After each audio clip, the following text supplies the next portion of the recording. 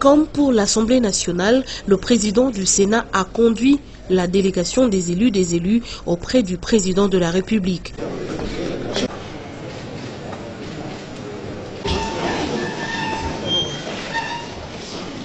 Léon Kengo Adondo a évoqué les problèmes des nouveaux majeurs, leur participation aux élections, le financement du processus électoral.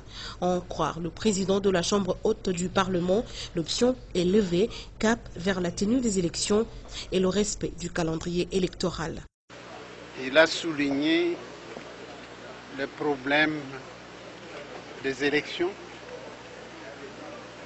le problème de sécurisation des élections, le problème de financement des élections, le problème de nouveaux majeurs, ceux qui ont atteint l'âge de la majorité à partir de 2011.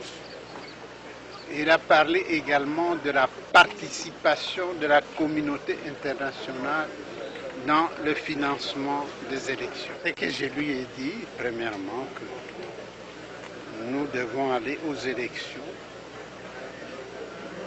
qu'il ne faut plus envisager deux types de calendrier électoral, c'est-à-dire le calendrier électoral qui vise les résidus des élections de 2011, mais toutes les élections doivent se dérouler en une fois, partout, etc.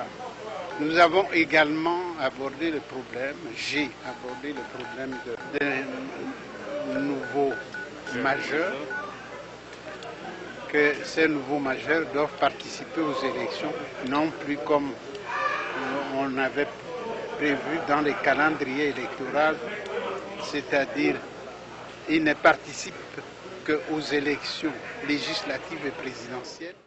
Pour ce qui est du financement des élections, la République démocratique du Congo n'exclut pas l'aide financière de la communauté internationale.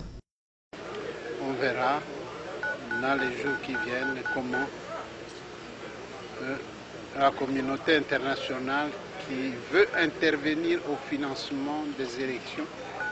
Mais le président a dit en 2011, ils avaient promis également, mais ils ne sont pas intervenus en 2011. On espère qu'en 2015 et 2016, ils interviennent.